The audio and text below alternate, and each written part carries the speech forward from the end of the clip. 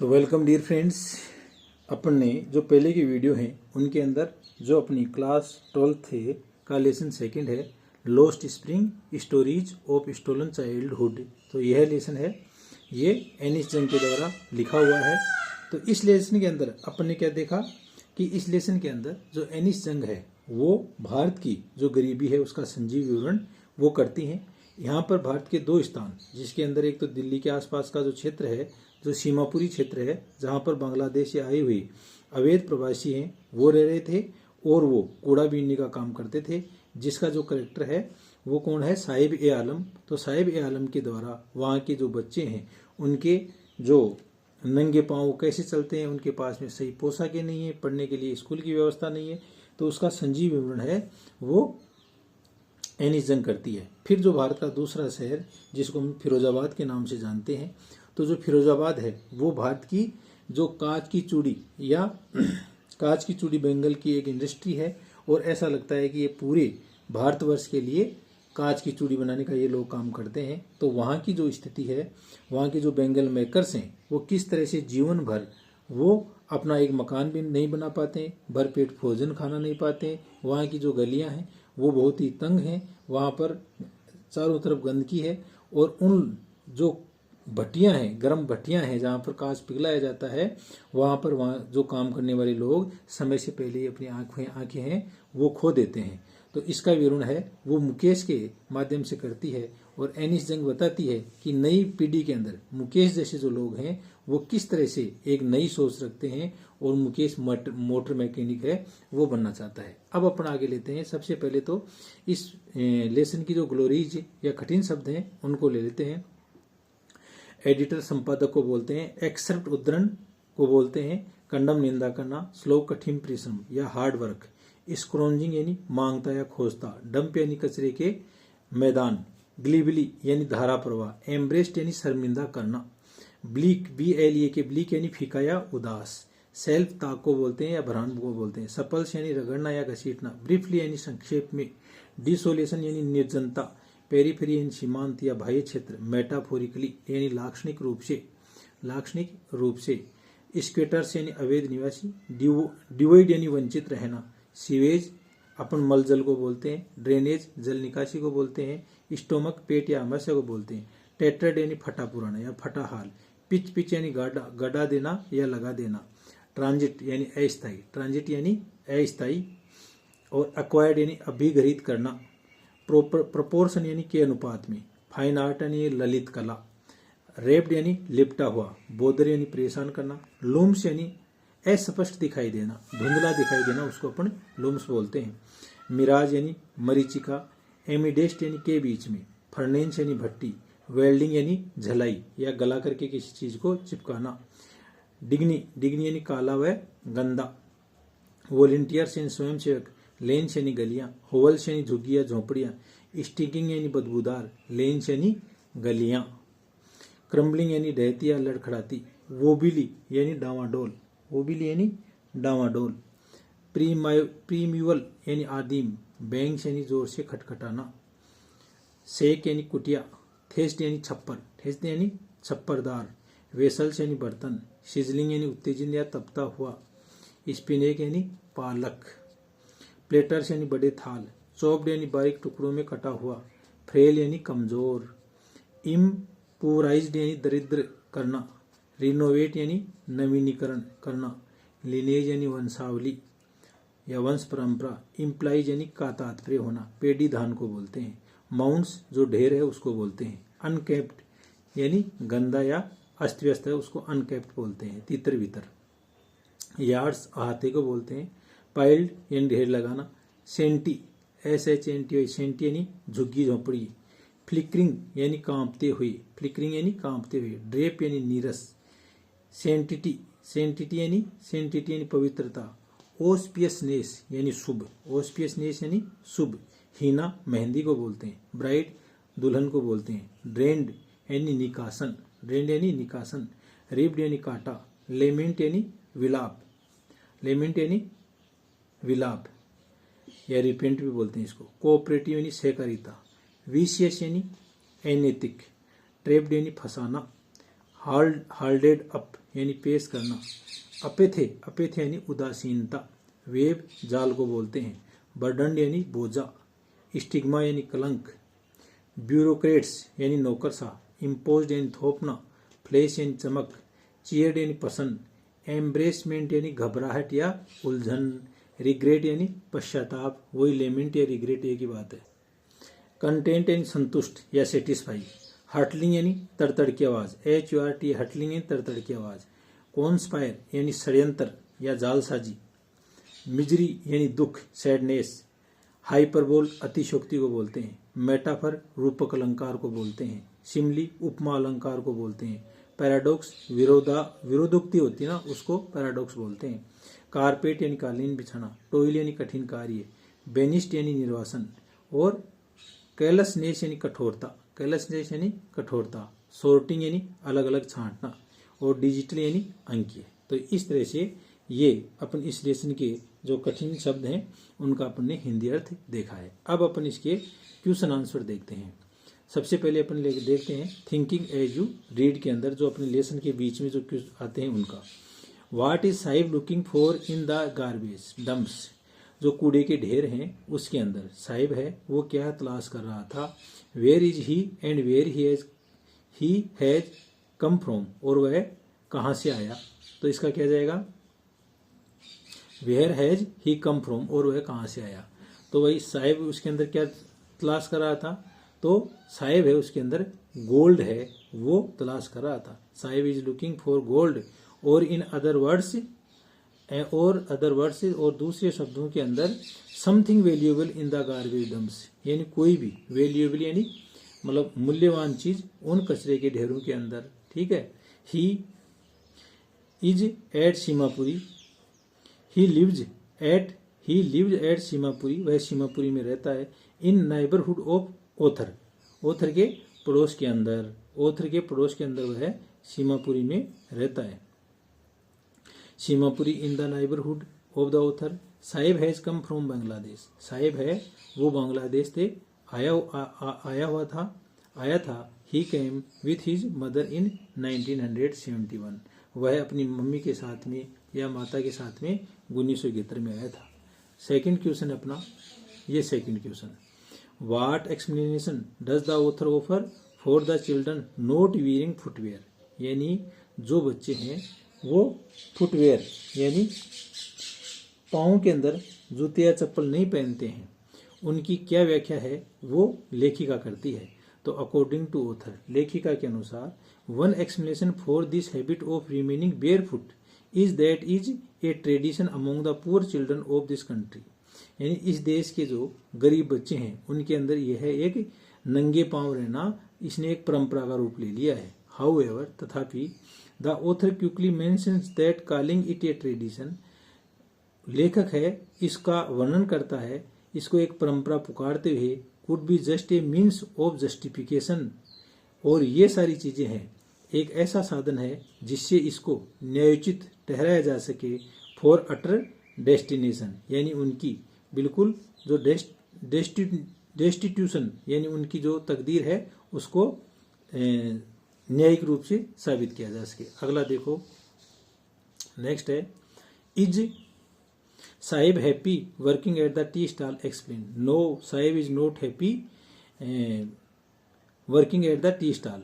Sahib is not really happy working at the tea stall because working for a master mean sacrificing his freedom, यानी साहिब है वो किसी के यहाँ नौकरी करके बिल्कुल भी खुश नहीं है, क्योंकि दूसरे के पास नौकरी करने का मतलब होता है कि अपनी स्वतंत्रता का बलिदान दे देना। एंड हिज केयरफुल लुक, और उसकी जो बेपरवाह दृष्टि थी, even though the job eight the tea stall pay him 800 rupees, हालांकि टी स्टॉल के ऊपर उसको 800 रुपये का भुगतान किया जाता है। एंड ऑल हिज मील्स, उसका पूरा भोजन की व्यवस्था है। He seems less content then before, लेकिन फिर भी वह पहले से कम संतुष्ट दिखाई देता है। फिर आगे थिंकिंग एज यू रीड के ही क्वेश्चन है, तो ये क्वेश्चन देखो, what makes the city of Firozabad famous. Firozabad जो शहर है वो क्यों प्रसिद्ध है, तो फिरोजाबाद अपनी जो बेंगल मेकिंग फैक्ट्रीज है या बेंगल मेकिंग कांच की चूड़ी बनाने के लिए प्रसिद्ध है। तो क्या जाएगा इसका उत्तर, Firozabad is a city in India that is famous for its bangles. Firozabad एक ऐसा शहर है जो अपनी चूड़ियों के लिए प्रसिद्ध है। It is the centre of India's glass blowing industry, और यह भारत की जो ग्लास ब्लोइंग इंडस्ट्री या कांच का काम करने वाली जो इंडस्ट्री या कारखाने हैं उनका केंद्र बिंदु है। Even other family is employed in making bangles. Every other family, प्रत्येक दूसरा परिवार है वो इस चूड़ियां बनाने के काम में लगा हुआ है। अगला क्वेश्चन है mention the hazards of working in the glass bangles industry. कांच की चूड़ी बनाने वाला जो कारखाना है उसके हैजार्ड से नुकसान अपन को बताते हैं। तो वहां पर एक तो प्रॉपर रोशनी और श्वास नहीं मिल पाता है, और उनकी आंखें हैं वो समय से पहले ही खराब हो जाती हैं। Glass blowing, welding and soldering pieces of glasses are all health hazard, यानी कांच की जो कांच गलन के अंदर कांच की चूड़ियों को जोड़ना और उसको पिघलाना, तो ये सारे की सारी चीजें हैं ये स्वास्थ्य के लिए नुकसानदायक है। Even the dust from polishing the glass of bangles adversely affects the eyes and even adults go blind.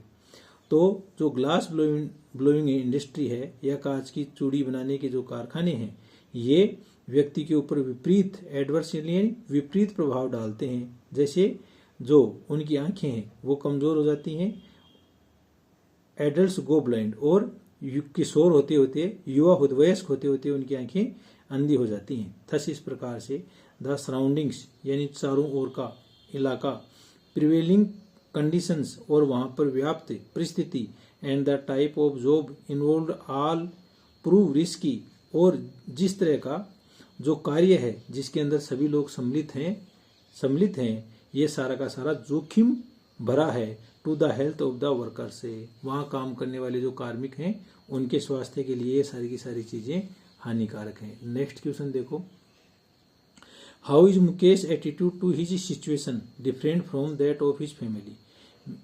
Mukesh का जो दृष्टिकोण है वो इस परिस्थिति के अंदर अपने परिवार से अलग कैसे है, क्योंकि वो अब आगे मतलब क्या है कि कांच की चूड़ियां हैं वो नहीं बनाना चाहता, और वो अब एक नया जॉब करना चाहता है, वह एक मोटर मैकेनिक बनना चाहता है। तो इसका आंसर अपन इस तरह से लिखेंगे, Mukesh father has taught only what he knows the art of bangle making.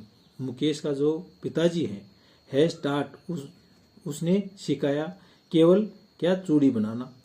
He knows जो वह जानता था वो उसने सिखाया, और वो क्या जानता था, चूड़ी बनाना। हाउएवर तथापि Mukesh wants to be a motor mechanic, Mukesh है वो एक मोटर मैकेनिक बनना चाहता था। He plans to go to a garage and learn, वह एक मोटर गैरेज में जाना चाहता था और सीखना चाहता था। Even though it is far away from his home, हालांकि यह उसके घर से काफी दूर था। इन दिस वे, इस तरीके से Mukesh attitude to his situation, Mukesh का जो दृष्टिकोण है इस परिस्थिति के अंदर is different from that of his family, उसके परिवार से अलग है। आगे देखो, थिंकिंग अबाउट द टेस्ट। तो इसका क्वेश्चन है, how is in your opinion can Mukesh rely his dream, कि आपकी ओपिनियन यानी आपकी राय के अंदर क्या मुकेश अपनी जो ड्रीम या जो सपने हैं उनको पूरा कर पाता है। तो Mukesh is the son of a poor bangle maker of Firozabad, Mukesh है वो एक गरीब कांच की चूड़ी बनाने वाले व्यक्ति का लड़का था फिरोजाबाद के अंदर।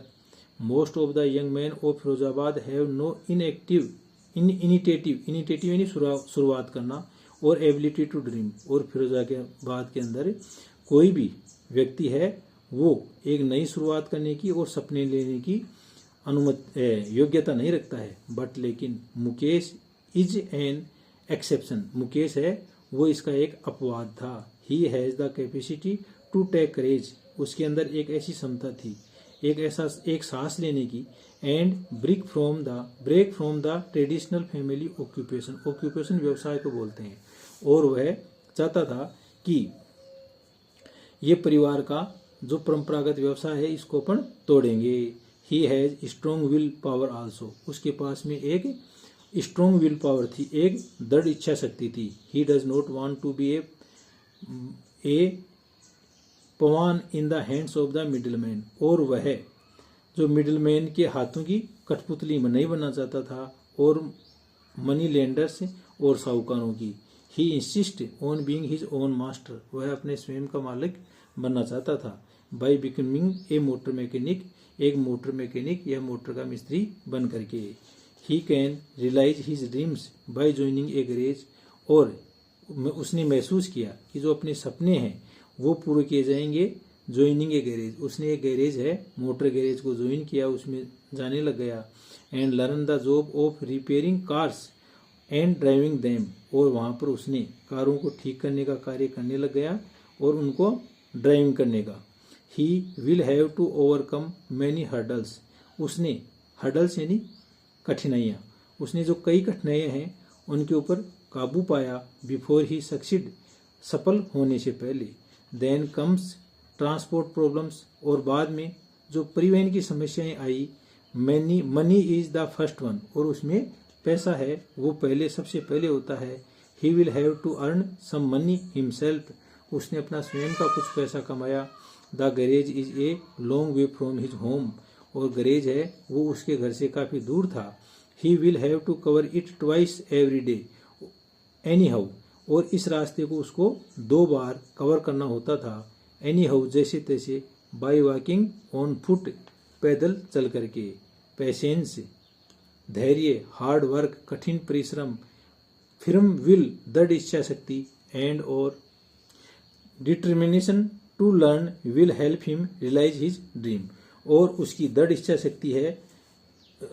डिटर्मिनेशन टू लर्न, सीखने की जो दृढ़ इच्छा शक्ति थी, इन सब चीजों ने उसके ख्वाबों को पूरा किया। अगला क्वेश्चन है mention the hazards of working in the glass bangle industry, जो कांच की चूड़ी बनाने के कारखाने हैं उनमें काम करने के जो नुकसान हैं उनका आप वर्णन करो। Glass blowing, welding and soldering pieces. Glass blowing यानी जो कांच के कारखाने हैं जिनमें उनको पिघलाया जाता है। वेल्डिंग एंड सोल्डरिंग, उनको गला करके जोड़ा जाता है। Pieces of glass are all healthy hazards, इन सब के अंदर स्वास्थ्य के नुकसान है। Even the dust from polishing the glass of bangles adverse effect the eyes and even adults go blind, और कांच की चूड़ियों पर जो पॉलिश करने का कार्य है वो एक विपरीत प्रभाव है वो बॉडी पर डालती है और आंखों पर डालती है, और इस प्रकार से वयस्क लोग हैं वो अंधे हो जाते हैं। थस इस प्रकार से द सराउंडिंग्स, चारों ओर का इलाका, प्रिवेलिंग कंडीशंस, वहां पर व्याप्त परिस्थितियां, and the type of job, और इस तरह का कार्य, इन्वॉल्व्ड ऑल प्रूव रिस्की, ये सारी चीजें हैं ये जोखिमपूर्ण है। टू द हेल्थ, स्वास्थ्य के लिए, ऑफ द वर्कर्स, वहां पर काम करने वाले लोगों के लिए। आगे देखो आप, why should child labour be eliminated and how, यानी किस तरह से जो बाल श्रम है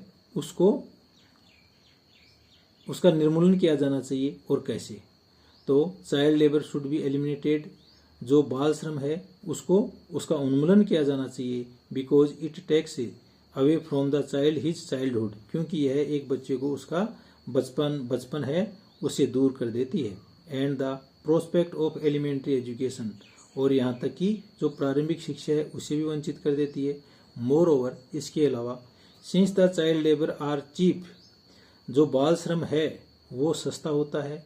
and consequently engage in hazardous, और इसका परिणाम यह होता है, कॉन्सिक्वेंटली परिणामतः इसके अंदर हेजार्डियस, यह है मतलब क्या है कि शरीर के लिए नुकसानदायक है। एंड डेंजरस, और खतरनाक है। एम्प्लॉयमेंट यानी रोजगार। There are often vulnerable to mental and physical illness, और इस प्रकार से यहाँ पर और कई प्रकार की वल्नरेबल यानी कमजोरियां हैं, मेंटल एंड फिजिकल इलनेस, मानसिक और स्वास्थ्य की जो बीमारियां हैं वो। तो थैंक यू फ्रेंड्स, आज ये अपने जो क्लास 12 का सेकेंड जो लेसन है उसके क्वेश्चन आंसर कंप्लीट होते हैं। Thank you.